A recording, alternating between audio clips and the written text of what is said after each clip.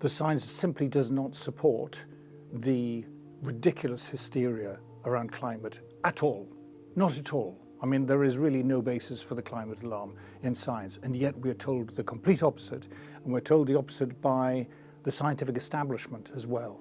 Coming up on British Thought Leaders, Martin Durkin, director of Climate the Movie. Something this huge, you would have thought, would be subject to a certain amount of critical scrutiny by the press, in the media, and yet it's not. Martin's documentary's been viewed by millions, despite big tech censorship and mainstream media silence. So it's really easy to refute the case, and I think that's possibly why they're so absolutely paranoid about a film like this getting out. He talks about a new form of snobbery that drives environmentalism. There is a fear and dislike of the masses themselves. There's a desire to put them back in their box, and that's being beautifully reflected in the policies around climate.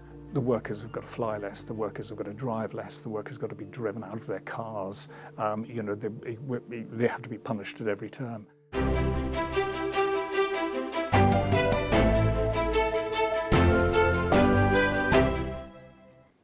Welcome to British Thought Leaders, I'm Lee Hall. Today I'm sitting down with Martin Durkin, filmmaker and director of Climate the Movie. Martin, thank you for joining us. Thank you for having me, Lee. You give us a quick intro to your new film and why you decided to make it. Yes, it's a climate skeptic film. In fact, it aims to go further than being simply a climate skeptic film. It aims to knock the climate alarm on the head as far as it possibly can, and to arm the people who are sort of intuitively skeptical but haven't sort of got the arguments to hand because they've been deprived of them by a rather sort of climate alarm orientated media. So that was the purpose of the film. So you made the Great Global Warming Swindle 17 years ago, and now you've made this one. It feels like in between there was very little TV or cinema level productions that explore this issue of not following the climate narrative. And why is this such a taboo subject? Well, I think that this is actually really the point of the film. Why is it that on a subject so important as this, that is influencing public policy on such a huge level, you know, we're changing the cars we drive, the whole of the energy infrastructure of the West is being altered, so on and so forth. I mean, I can, you know, the list of where you put your rubbish in the bins, where you're allowed to drive and not allowed to drive, so on and so forth. Something this huge, you would have thought, would be subject to a certain amount of critical scrutiny by the press, in the media, and yet it's not. There is, to an extraordinary degree, a uniformity in the coverage of this. In fact, a taboo against speaking out against it. You know, you're vilified if you say this is all nonsense. And that's really the subject of the film. Why has this taken place, especially given, as we point out in the film, the science simply does not support the ridiculous hysteria around climate at all. Not at all. I mean, there is really no basis for the climate alarm in science, and yet we're told the complete opposite, and we're told the opposite by the scientific establishment as well. So that's really what we explore in the film. Why is there this enormous consensus on this subject? What is behind it? And why are contrary voices excluded, banned, vilified? Why has there been, you know, since the global warming swindle in 2007 and this film, 17 years later, there's been no single documentary that's dared to question the climate alarm. And that in itself is something we should be deeply worried about. So you got together a whole host of experts for this film. They must have, there's even a Nobel Prize winner there, they must have been putting their careers on the line to some degree to do this. Was it difficult to get them involved? Well, there was, I remember a couple of the people I had involved, Willie Soon and Sally Baliunas, Sally Baliunas is a professor of astrophysics. They were both astrophysicists at Harvard and Smithsonian back in 2007. I remember arriving on a plane in Boston to interview them then, and being told on the morning of the interview by the press office at Harvard that the interview would not go forward. They'd effectively been told that if they went forward with the interview, they'd be fired, their funding would be, and all that sort of thing. So I was denied being interviewed and then. So it was quite nice, 17 years later actually, being able to do it. You do risk as an academic, you don't even risk your career. Your career's ended pretty much in the sciences if you speak out against climate change and do so consistently. So you tend not to get younger people in academia piping up about it. We had one guy, Matthew Wielecki, who did geologist, and effectively he was shunted out. He had to resign his post because you don't get funding. Your colleagues are really horrible to you because you're perceived to be right wing, so on and so forth. And you won't get published. No academic journal will publish you if you're saying stuff against the climate alarm. So we tend to, we ended up interviewing older people because older people who are really established, once you've got your Nobel Prize in your back pocket, you can sort of say what you like because, there's not much they can do about it. And Will Happer, who is professor of physics at Columbia and Princeton and is now emeritus professor, he can say what he likes. But he's back brilliant in the film as well. He's a really powerful interviewee and a really lovely man as well. He himself said, he kept his mouth shut, earlier on in his career, despite his standing academically. Because to do otherwise would be to really damage your career. And the same goes, I think, in a lot of in the media too. I suffered the consequences of making the Great Global Warming Swindle. You're sticking your neck out. Luckily, we have Epoch Times, who are prepared to be far more open-minded than most sections of the media. Thank you. If we look at the COP28, 85,000 people went to that. I think a lot of them flew there. But we can see the scale of this industry, and this is $1 trillion industry. And you're getting together a host of distinguished experts. You're making a cinema-level film. You're putting it out for free, saying that this industry is basically based on lies. I mean, to a lot of very rich and powerful people, you're quite a dangerous guy. I mean, were there security issues you had to take into account in making the film? Well, we were nervous making it, and my wife begged me not to make it because she, we've had experiences before of sort of rattling the cage of the great and good in this respect, but not serious security issues. We wondered whether a cinema would host us or whether we'd be rejected. We knew that we'd have trouble putting the film out. We knew that no broadcaster would touch it with a barge pole. We knew that we'd have trouble getting coverage for it in the press, maybe negative coverage, but by and large they try and shut us out. And we thought we'd probably struggle with social media too. But actually we have been, I think, shadow banned by Facebook, shadow banned by YouTube. Facebook, are taking down posts and putting warnings against us. Instagram are doing something like that. Luckily, God bless Elon Musk, on X or Twitter, we're going great guns, and I think the nature of kind of digital communication is now, because we've released it and allowed people to download the film and spread it, to their heart's content, it's kind of growing like a virus, and millions of people. I mean, we've now lost, because we're not in control of the film, we don't know how many people have seen it yet, but it seems to be, quite a lot of millions have now seen it. It felt almost like a citizens' movement. YouTube were taking copies down and people were just putting them back up. No, it was sort of they were doing their best to censor, but people were, and I think there's a kind of release of tension, because there hasn't been a film since 2007, my last one. People are sort of seeing this and think, thank God someone is making these arguments. Thank God someone is highlighting this science. Thank God someone is putting the counter case. So there's that release of tension you can feel in all these tweets saying, you must watch this film, pass it on, tell your friends to watch it and pass it on. There's a kind of delightful fever behind it. So the public reaction has been good. There's been very little in the mainstream media. I saw you were on Telegraph, but not much more. Yeah, no, I think that they're trying to. I don't know why. I think they're trying to ignore us, hoping it will go away. But it's very hard to criticise the film. We've kept it very, very mainstream science. We've kept it to very obvious sort of science which isn't really refutable. We haven't. The odd thing is you can counter the nonsense about climate. To do that, you don't have to go to some crazy study carried out by some wacko guy over there. You can go through absolutely mainstream science, and you can say, look, it's clearly not true. Even the IPCC accepts it. There hasn't been an increase in hurricanes. There hasn't been an increase in wildfires. You know, we're in an ice age. You know, compared to the last 550 million years, this is an incredibly cold period. Compared to the last 550 million years, we have incredibly low levels of CO2 in the atmosphere. Despite all the stuff going in from industry, it's still incredibly low by geological standards.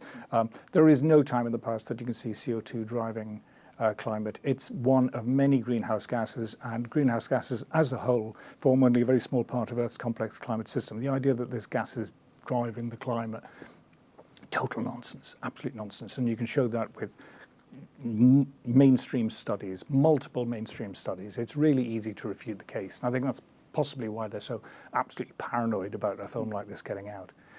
But yeah, no, a lot of the mainstream media, of course, have bought into it, either because, you know, they're sympathetic with the political cause of climate. It's kind of a left-wing cause, or because they're intimidated. You know, a lot of people have been intimidated from criticizing it. A lot of people who you would expect to criticize it, you know, are sort of shy to.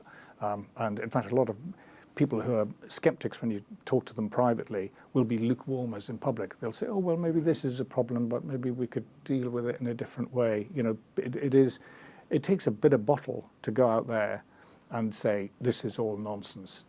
We saw there's a former World Bank economist saying that net zero is going to take us back to a wartime economy where ordinary folk can't afford luxuries anymore. It seems that the people that write these policies have little regard for the kind of ordinary folk and their lives. And we're seeing economic degrowth, which will destroy economies, you know, landscapes destroyed with all these windmills, communities destroyed with low traffic neighbourhood measures, works of art destroyed, all in the name of environmentalism. Who are these people? It's like a new class of people has developed. Who are they? Well, a whole lot of issues you've raised there, all of them really interesting. In terms of who they are, I think that the whole environmental movement as a large, but certainly the climate thing, is an expression of anti-capitalism. You know, the basis of environmentalism in this argument is that free market capitalism is wicked, and that what it needs is state intervention in order to contain it and regulate it and so on. And the people who are really, and that's a kind of particular form of anti-capitalism. It's not an anti-capitalism that says, oh, we've got to look after the workers, poor old workers, we need the workers to be richer. It's a kind of anti-capitalism that says the state must be more powerful. And those are quite different things.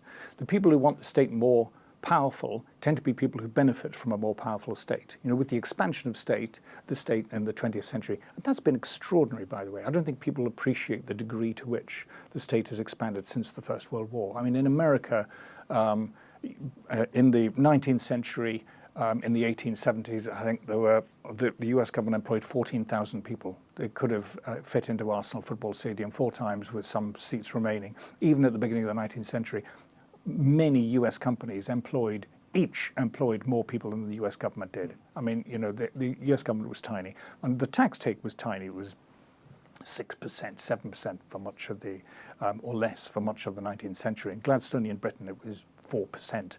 You know, the state was tiny in Britain too. And then the First World War comes, and there's an enormous expansion of government in the West. I mean, gigantic. There was, you know, within the space of 4 years, there's ministry upon ministry upon ministry is being opened up in Britain. You know, the BBC's founded, the BOAC are founded. You know, generally there's an enormous expansion of government, and this continues throughout the 30s. The Second World War sees another huge expansion, and so you have a point now where in the US and UK both, more than twice as many people work in government as work in manufacturing. I mean, you know, you tell that to, you know, an early American that would ever be the case, and they would, you know, think that it's like saying we're being invaded by Martians. You know, that is such a bizarre. And that's only people who work directly for government. There is this huge tail of others who indirectly rely on government money and grants and so on and so forth, and whose jobs are defined by government involvement, strategy review people, public policy people, quangos, the blob, this enormous blob. It's not a little thing, it's an enormous thing. And what it has created is a whole class of people who view the state in positive terms, whose livelihoods depend on taxation, so they see high taxes as good, and whose jobs depend on government involvement because they're in some way related to government activity. And so they see government regulation as good. And this includes a large part of the intelligentsia, because unless you're doing a vocational course, in which course the intellectuals don't really regard you as a proper intellectual. If you're doing, at university, you're doing hotel management studies or accountancy, you don't count as anything. If you're doing classics or something useless, then you're in their club. But for those people who've rejected the market in their choice of university courses, the market has its revenge, because if you've got a degree in sociology, no one wants you, but you find your salvation in a state job or in the third sector or something like that, which is where you feel more comfortable anyway. So there is this huge class, including the intelligentsia, that is pro-state. But you need a reason for state involvement. There needs to be obesity epidemics, there needs to be inequality, and the golden one, there needs to be a climate crisis. I mean, this really, the whole point about the climate crisis is that our lives need to be directed and guided and contained and so on and so forth. So for those people who intuitively are fond of state control, they're drawn to the climate, completely. And you can see this, if you go to a nice drinks party in Hackney where there are people who run galleries and, the arts and science establishment are terribly into all this, or, our junior lecturers and all that kind of thing. If you say anything about, if you come out as a climate skeptic, you'll be regarded as, you've said that you voted Brexit or you like Trump. But if you're out, if you're out on a golf course in Essex and you say, "Oh, climate crisis, a load of bollocks," then they'll buy you a gin and tonic and slap you on the back. That is the division.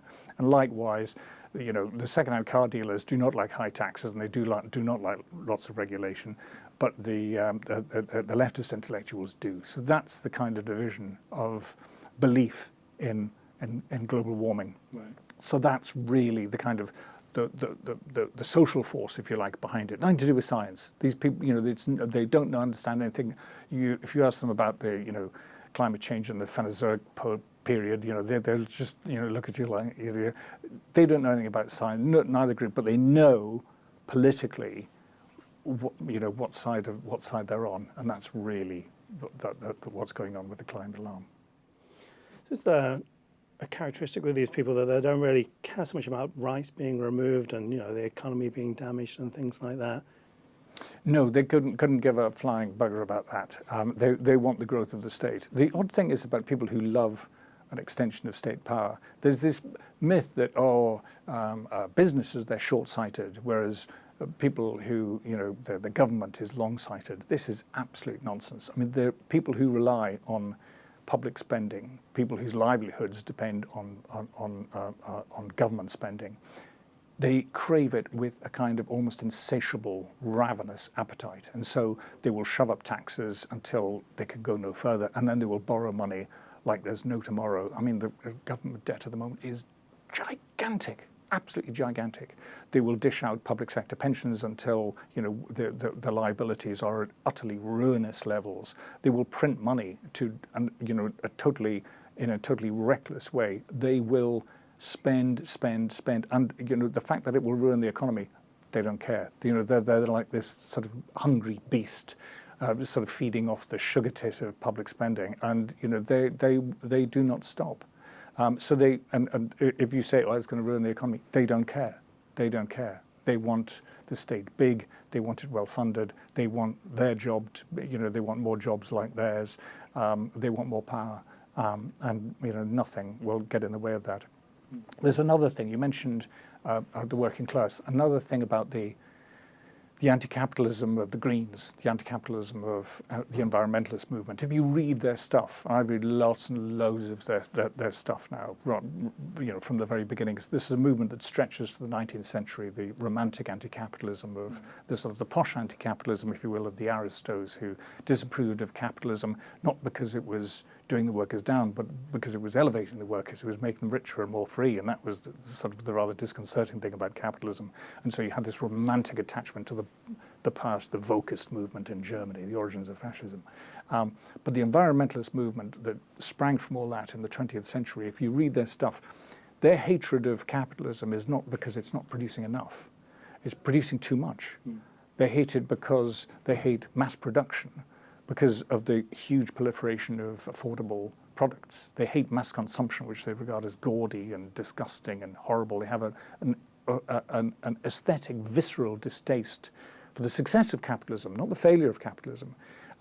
And so there is a huge anti-consumerist rant in all of their literature. The world is consuming too much. Gaia can't cope. Where there's all this kind of, not them. They're not consuming too much. They're never consuming. There are never too many grants for, too many subsidies for opera companies or whatever. There needs more money spending on lecturers and all of that sort of thing. It's the masses who are consuming too much. Walmart is disgusting, IKEA is disgusting, McDonald's, anything to do with the masses. Mass consumption is revolting, mass production. And behind all this, if you read a lot of the output of the kind of anti-capitalist intelligentsia in the 20th century, there's a great book on this, John Carey's Intellectuals and the Masses. There is a fear and dislike of the masses themselves. There's a desire to put them back in their box. And that's being beautifully reflected in the policies around climate, because climate is entirely a product of the environmental movement, this whole scare. The workers have got to fly less, the workers have got to drive less, the workers have got to be driven out of their cars, they have to be punished at every turn. And this is why a lot of working class people absolutely can't abide. That's why I found an awful lot of skepticism among working class people, and why the Greens have so little support among ordinary working class people. In fact, if you look statistically, I mean, it's close to zero, the support for Green parties among, if you look at support by social class, working class people, they can smell when they're being targeted and when they're being attacked. And a lot of the supposedly socialist movements, today really hold, the white van man in total scorn, people who wave St. George flags and so on. And so there is a real anti-working class sentiment behind a lot of the climate alarm. Like a new snobbery. Snobbery, absolutely snob anti-capitalism. And you can see it in a dislike of Americanism throughout the 20th century. America was what Ortega called the brutal empire of the masses. All these modern forms of communication like film had to appeal to the masses. Mass circulation newspapers had to appeal to the masses. This was this disgusting success of the masses that was threatening to the old intellectual gentry. All of that's being echoed in the climate debate at the moment.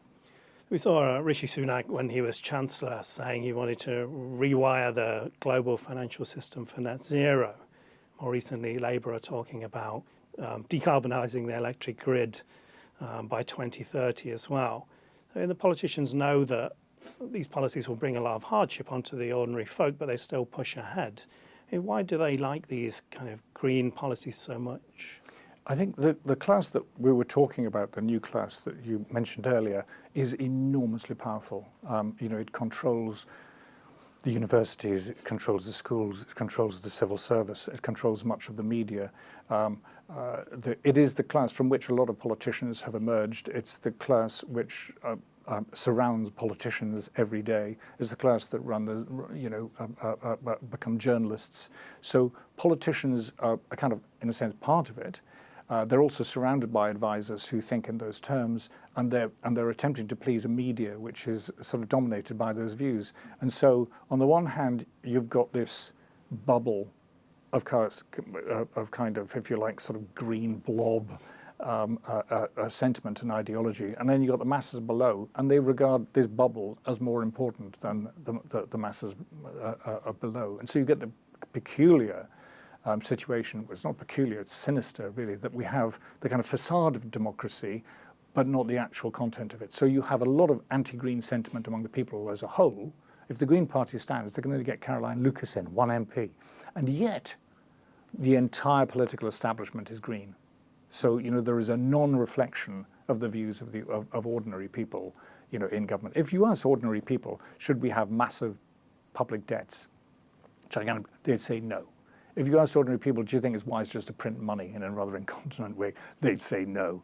You know, if they said, do you think it's wise to have twice as many people working for government as work in manufacturing, they'd say no. You know, none of this nonsense. If there was more genuine democratic control, we would not live in the kind of society that we live in. We have a ruling class that hides behind democracy, but actually it manages to rule over and above and despite the wishes of the mass of ordinary people. That's why Trump's being so successful, because you know, finally when people are saying, you know, God, here's a bugger who hates, however you define that class, the blob, the swamp, whatever, here's a guy who's standing out against it. He's our guy. He might not be perfect, but he's our guy because they hate him, therefore he must be doing some good. That's the kind of release that comes, and that's the release that came with the Brexit vote as well. Do they really believe in these climate policies 2030 for decarbonising the grid? Or do they know that it's not achievable, but it's just a political move?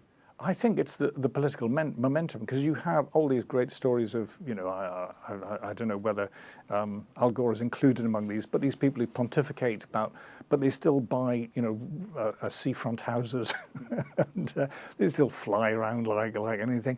I don't think they really believe it. I mean, you know, if you really did believe that the world was going to end in two years, you'd be absolutely beside yourself. You'd be walking up Oxford Street shouting, you know, hell, but they don't. They're making long-term plans. So I think there's an air of, here's an alarm which we're going to sell to the masses, but we'll buy into, but not really take seriously. Do you expect to see a rise of kind of anti-establishment movements, maybe a political party that's against the green policies? Well, we're starting to see it. I mean, there's Trump in the States. There's parties, you know, EFD in Germany. There's the farmers' movements in the Netherlands and Germany and elsewhere. You've got the collapse of the Tory party here. The Tory party is a green socialist party, effectively. The idea that it's a free market, you know, capitalist party is ridiculous. It's sort of got this Thatcherite wing, but that's it. That's deservedly going to collapse. Unfortunately, the Labour Party then will go, and that's you know, another Greens socialist party, as it were. But you have the rise of reform. You're seeing that more in other countries. So there are certainly signs of resistance, but I mean, the strength of the class that we're talking about is enormous.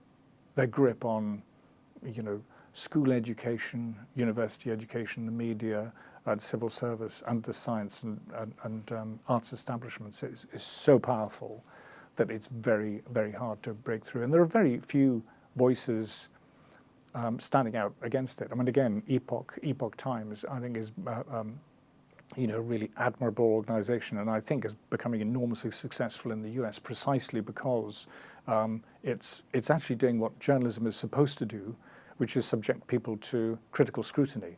When you look at environmental journalists, they do not subject any of this nonsense to critical scrutiny. Where is the environmental journalist who has said, we haven't seen an increase in hurricane activity?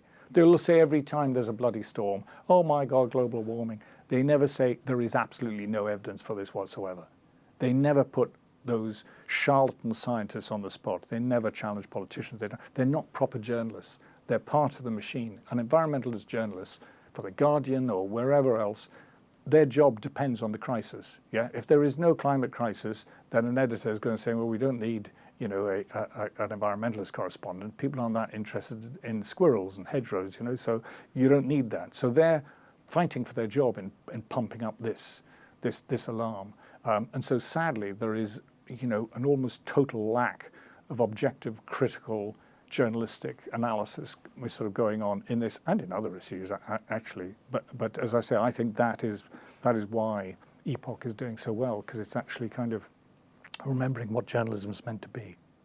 The lockdowns and their kind of after effects damaged a lot of people's trust in authority.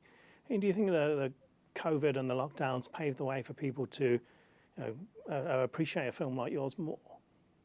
Yeah, no, I think absolutely. I mean, COVID, people saw that supposed experts talked a lot of rubbish.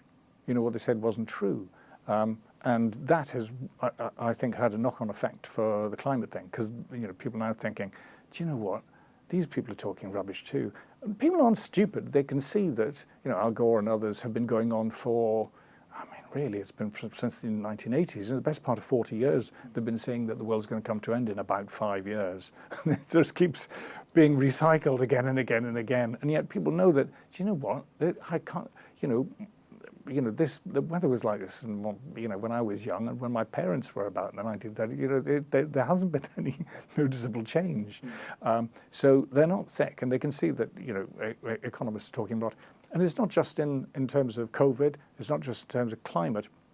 I think economists too. The economists lined up at Brexit said that the economy will collapse day 2. If you vote for Brexit, there'll be a day. Of course, it didn't happen. And those same economists have been saying, "Oh, it's all right to borrow trillions of pounds for the government to borrow trillions of pounds. It's all right to print money. It's all right to have taxes massively high. That's not going to damage." I think people at every turn are thinking, these people are just chiselers. They have their own agenda. They have their own self-interests, which is usually tied to bigger government, and we don't believe them. So I think that the thanks to COVID partly, but I think in other regards as well, the credibility of these people is deservedly being shot through. And so what's next for you after this? What's your next project? Well, if they don't catch me and lock me up in jail, I'm busy writing a book on the new class, on the class that you mentioned and we've been talking about, to try to describe its historical origins and its current significance. Because I think the problem with when people talk about the blob or the swamp, the problem is that first of all these terms are very vague. Who do we mean by those by that? And also it kind of suggests that they're just another interest group like big finance or the trade union movement or whoever else. And what I want to argue, what I argue in my book, is that actually it's much more of that. It's not just a little interest group, it's an entire social class, and it is the ruling class. And once you accept that, actually, it kind of overturns an awful lot of existing perceptions about the nature of the society we live in. The Marxists have been very successful in kind of defining how we think of the society we're in. They say we live in a capitalist society, and the ruling class, they say, is capitalistic. Despite the fact that it's a democracy, the ruling class is capitalistic. Well, this is completely nonsense. I mean, if capitalists were the ruling class, we'd have very low taxation and very little regulation. They clearly are not the ruling class. The ruling class is the new class that we talked about, and it is anti-capitalist. We have an anti-capitalist establishment. That's why you have King Charles and all the royals and all the old Etonians who are all so into Greenpeace and all that sort of thing. The anti-capitalists are the establishment. That's the weird thing about the current world in which we live. We have a ruling class that doesn't like capitalism, and it's not anti-capitalist because it loves the working class. On the contrary, it's anti-capitalist because it wants to contain the working class and it has its own set of interests. And so once you start to recognize that class, the swamp, the blob, as an entire social class, and furthermore as the ruling class, then the way you look at society, and also history rather, changes a lot. And in fact, going back in time, what my book does is look at the development of capitalism and say, actually, this was a genuine workers' revolution. This was a revolution from below capitalism. And the erstwhile ruling classes of the past are kind of still busy trying to contain it. The old ruling class has taken a new form, but nevertheless, it's the same game, to feed off the rest of us and control the rest of us. That's the new ruling class, and that's what the book's about. Martin Durkin, thank you for joining us. Thank you for having me, Lee.